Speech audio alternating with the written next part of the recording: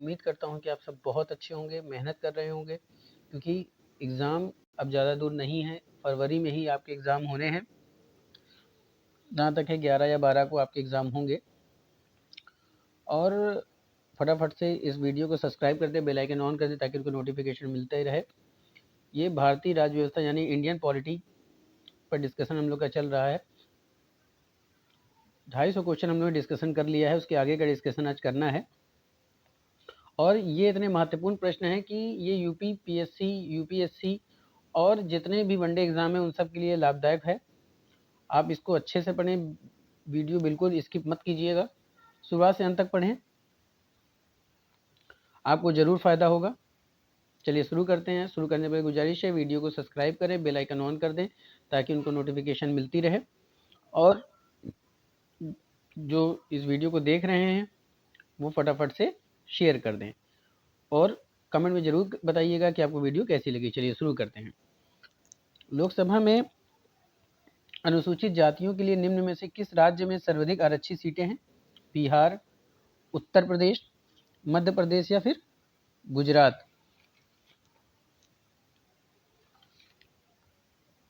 सर्वाधिक सीटें की बात हो रही है कि सर्वाधिक सीटें किस राज्य में हैं। तो अगर सर्वाधिक सीटें की हम बात करें कि लोकसभा में अनुसूचित जातियों के लिए, तो सबसे ज़्यादा अनुसूचित जनजाति कहाँ पाई जाती है? मध्य प्रदेश में। तो जाहिर सी बात है सर्वाधिक सीटें कहाँ होंगी? सर्वाधिक सीटें होंगी मध्य प्रदेश में। तो सी आपका क्या हो जाएगा? करेक्ट आंसर हो जाएगा। लोकसभा में अंगल भारतीय समुदाय से सदस्य मनोनीत करने की शक्ति किसके पास है? अल्पसंख्यक, भारत के राष्ट्रपति, प्रधानमंत्री, उपराष्ट्रपति। तो लोकसभा में अंगल भारतीय समुदाय के जो सदस्य चुने जाते हैं उनको कौन चुनता है? राष्ट्रपति चुनता है, वो भी भारत के राष्ट्रपति। तो बी आपका क्या हो जाएगा? करेक्ट आंसर हो जाएगा। किस अनुच्छेद के अंतर्गत लोकसभा के आंगल भारतीय समुदाय से सदस्यों का मनोनीत करने की शक्ति राष्ट्रपति के पास है? यानी राष्ट्रपति जो अंगल भारतीय समुदाय से जो सदस्य मनोनीत करता है वो राष्ट्रपति की किस अनुच्छेद के अंदर उसको शक्ति दी गई है? 331, अनुच्छेद 332, अनुच्छेद 333, अनुच्छेद 334। तो जो शक्ति दी गई है वो दी गई है अनुच्छेद 331 के तहत। तो ए आपका क्या हो जाएगा? करेक्ट आंसर हो जाएगा। भारत के राष्ट्रपति लोकसभा में 2 सदस्यों को निम्न में से किसका प्रतिनिधित्व करने के लिए मनोनीत कर सकता है? भारतीय ईसाई, अंगल भारती, बौद्ध या पारसी? तो ये जो 2 करेगा वो होगा आपका अंगल भारती। तो बी आपका क्या हो जाएगा? करेक्ट आंसर हो जाएगा। 255वां देखते हैं। निम्न संविधान संशोधन में से कौन से राज्यों से निर्वाचित होने वाले लोकसभा के सदस्यों की संख्या में वृद्धि करने से संबंधित है? यानी जो दिया गया है इसमें से कौन सा जो है वो संविधान संशोधन में राज्यों के निर्वाचित होने की, लोकसभा के सदस्यों की संख्या अगर बढ़ानी है तो वो हमको क्या करेगा? संविधान संशोधन है कौन सा? लोकसभा के सदस्यों को बढ़ाने का। तो जो लोकसभा के सदस्यों की संख्या को वृद्धि करने का जो संविधान संशोधन है वो आपका कौन सा है, ये आपको बताना है। 6वां और 22वां, 12वां या 38वां? बात समझ में आ रही है? 7वां या 31वां, 11वां या 42वां? तो ये जो संशोधन है वो आपका 7वां है और 31वां है। तो आपका सी क्या हो जाएगा? करेक्ट आंसर हो जाएगा। लोकसभा को कार्यकाल पूरा करने के पहले भंग किया जा सकता है? राष्ट्रपति के द्वारा स्वविवेक से, प्रधानमंत्री द्वारा स्वविवेक से, लोकसभा अध्यक्ष द्वारा स्वविवेक से, प्रधानमंत्री की सिफारिश, कह सकते हैं कि प्रधानमंत्री की सिफारिश पर राष्ट्रपति द्वारा। तो प्रधानमंत्री के कहने पर जो राष्ट्रपति होता है वो लोकसभा को क्या कर सकता है? भंग कर सकता है। तो डी आपका क्या हो जाएगा? करेक्ट आंसर हो जाएगा। लोकसभा को उसके कार्यकाल की समाप्ति के पहले ही भंग किया जा सकता है? राष्ट्रपति द्वारा इच्छानुसार, अध्यक्ष स्पीकर द्वारा, राष्ट्रपति द्वारा मंत्रिपरिषद की सलाह पर और राष्ट्रपति द्वारा अध्यक्ष की सलाह पर। तो राष्ट्रपति द्वारा मंत्री परिषद यानी प्रधानमंत्री की सलाह पर।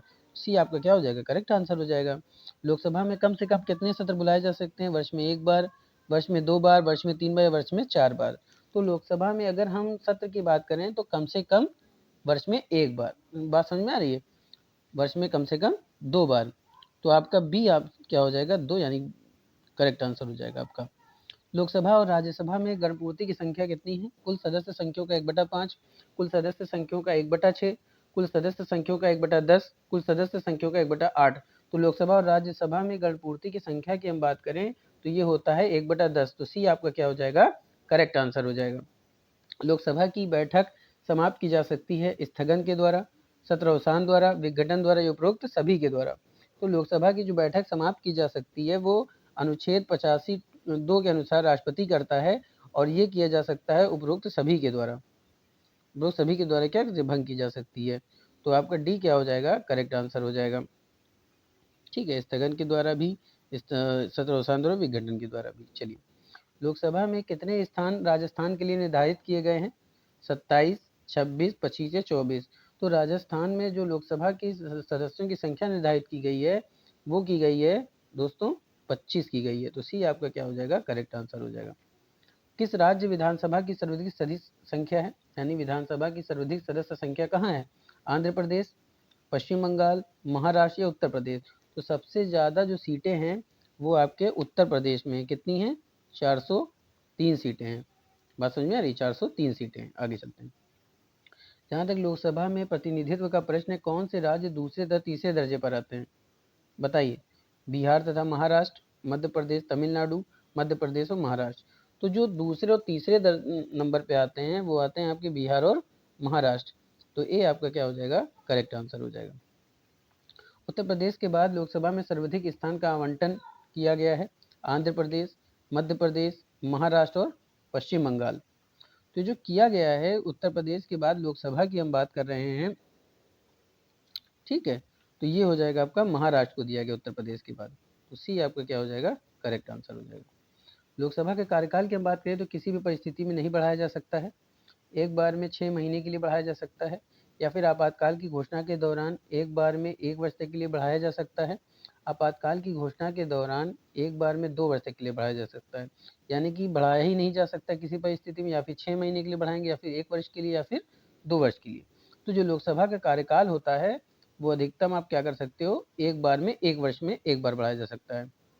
आपका क्या हो जाएगा, करेक्ट आंसर हो जाएगा।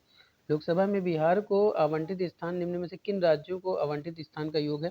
यानी लोकसभा में जो बिहार को आवंटित स्थान दिया गया है वो किन 2 राज्यों को मिलाकर उतनी सीटें बराबर आती हैं, यानी जो बिहार में जितना दिया गया है। असम तथा मध्य प्रदेश, असम तथा तमिलनाडु, कर्नाटक तथा राजस्थान, पंजाब तथा पश्चिम बंगाल। तो ये जो है आपका बिहार और महाराष्ट्र। बात समझ आ रही है? इसमें क्या होगा, असम तथा मध्य प्रदेश, असम तथा तमिलनाडु, कर्नाटक तथा राजस्थान, पंजाब तथा पश्चिम बंगाल। तो ये जो होगा आपका असम तथा मध्य प्रदेश को मिलाकर जो सीटें निर्धारित की गई हैं उतनी सीटें खाली बिहार को मिली हैं। ठीक है, तो आपका ये क्या हो जाएगा, ए आपका क्या हो जाएगा, करेक्ट आंसर हो जाएगा। निम्नलिखित में से राज्यों के किस युग्म को लोकसभा में समान सीटें प्राप्त हैं? कौन से 2 राज्य जिनको समान समान सीटें दी गई हैं? पंजाब तथा असम, गुजरात और राजस्थान, मध्य प्रदेश तथा तमिलनाडु, आंध्र प्रदेश तथा पश्चिम बंगाल। बताइए किसको दी गई है? तो ये जो दी गई है वो दी गई है आंध्र प्रदेश और पश्चिम बंगाल को। इनकी जो सीटें निर्धारित की गई हैं वो बराबर हैं। कितनी हैं? आंध्र प्रदेश और पश्चिम बंगाल। आंध्र प्रदेश में कितनी हैं? 42 सीटें, पश्चिम बंगाल में 42 सीटें। तो दोनों को क्या मिली, 42 सीटें दी गई हैं। चलिए, तो डी आपका क्या हो जाएगा, करेक्ट आंसर हो जाएगा। लोकसभा का पहला आम चुनाव कब हुआ था? 1949 में, 1952 में, 1950 में या 1954 में? तो लोकसभा का जो पहला आम चुनाव लड़ा गया था वो चुनाव हुए थे आपके 1952 में। तो बी आपका क्या हो जाएगा, करेक्ट आंसर हो जाएगा। नवी लोकसभा का भंग कब की गई थी? नहीं, नवी लोकसभा को जो भंग किया गया था कब किया गया था? 13 मार्च 1991 में, जून 1996 में, अप्रैल 1997 में, फरवरी 1998 में। तो नवी लोकसभा को जो भंग किया गया था वो किया गया था आपके 13 मार्च 1991 को। ये आपका क्या हो जाएगा, करेक्ट आंसर हो जाएगा। चलिए आगे चलते हैं। भारत में 12वीं लोकसभा के लिए निर्वाचन हुए थे, कब हुए थे? 12वीं लोकसभा का चुनाव कब हुआ था? अप्रैल 1996 में, इसको जून कर लीजिएगा, आइए यहीं पे ठीक कर लेते हैं, जून 1996 में। ठीक है, तो ये क्या हो जाएगा आपका, सॉरी माफ़ कीजिएगा, आपका जून हो जाएगा। तो जून 1996 में, या फिर अप्रैल 1997 में, फरवरी 1998 में। तो क्वेश्चन, भारत में 12वीं लोकसभा का चुनाव कब हुआ था? तो ये जो 12वीं लोकसभा का चुनाव हुआ था वो हुआ था फरवरी 1998 में। तो डी आपका क्या हो जाएगा, करेक्ट आंसर हो जाएगा। लोकसभा के अध्यक्ष को कैसे हटाया जा सकता है? लोकसभा की कुल सदस्यों के बहुमत द्वारा पारित प्रस्ताव से, सदन की 2/3 बहुमत से, राष्ट्रपति के आदेश से या संसद के सामान्य बहुमत से। तो जो लोकसभा के अध्यक्ष को हटाया जा सकता है वो हटाया जा सकता है आपके लोकसभा के कुल सदस्यों के बहुमत द्वारा पारित प्रस्ताव से। तो ए आपका क्या हो जाएगा, करेक्ट आंसर हो जाएगा।